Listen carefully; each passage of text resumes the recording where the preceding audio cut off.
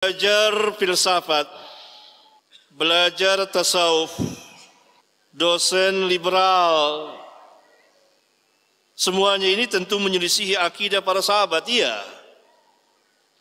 Dan pelajaran-pelajaran yang tersebut adalah tidak bermanfaat sama sekali. Filsafat bukan dari Islam, tapi orang masukkan ke dalam Islam.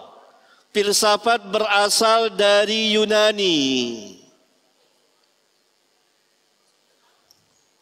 Ajaran filsafat berasal dari Yunani.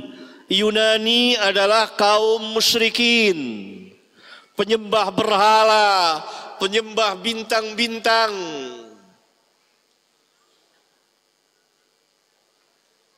Orang yang tidak beriman kepada para nabi dan rasul. Lalu kenapa bisa masuk ke dalam Islam ajaran filsafat itu? Pada abad kedua Hijriyah, atas perintah sebagian khalifah yang terpengaruh dengan ajaran sesat, telah memerintahkan sebagian ahli untuk menerjemahkan kitab-kitab Yunani ke dalam bahasa Arab yang kemudian dibaca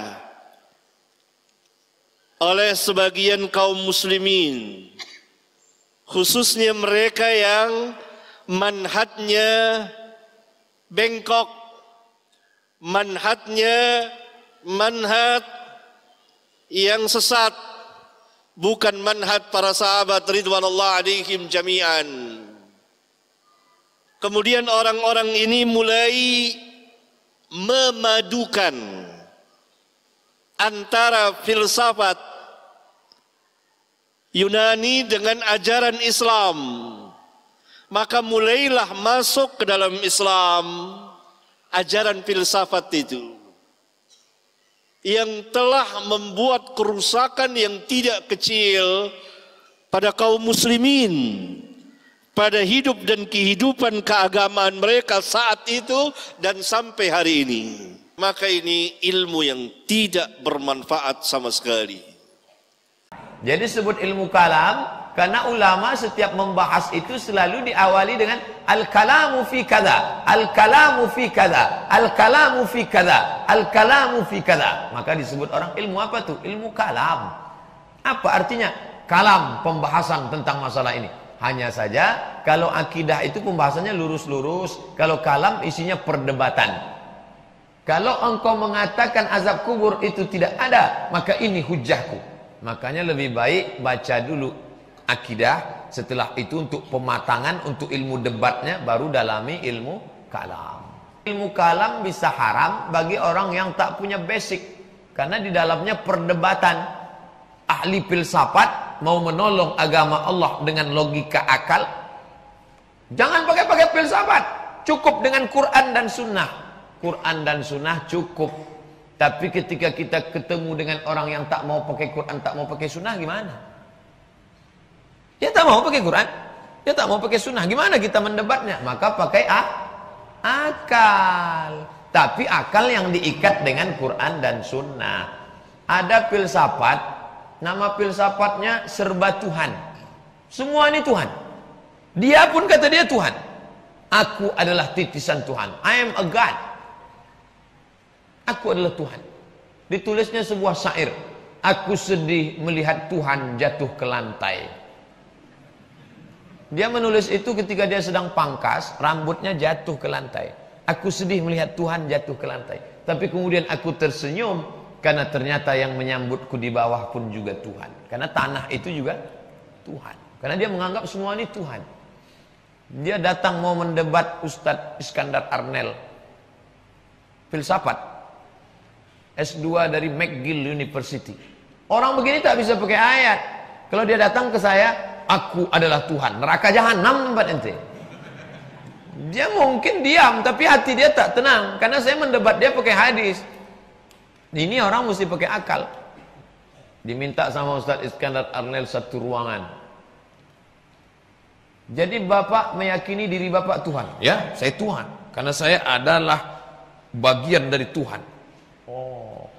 Jadi yang keluar dari Tuhan adalah Tuhan. Tuhan. Saya keluar dari Tuhan, maka saya adalah Tuhan. Jadi yang keluar dari diri bapak juga Tuhan. Iya. Bapak berak pagi tadi.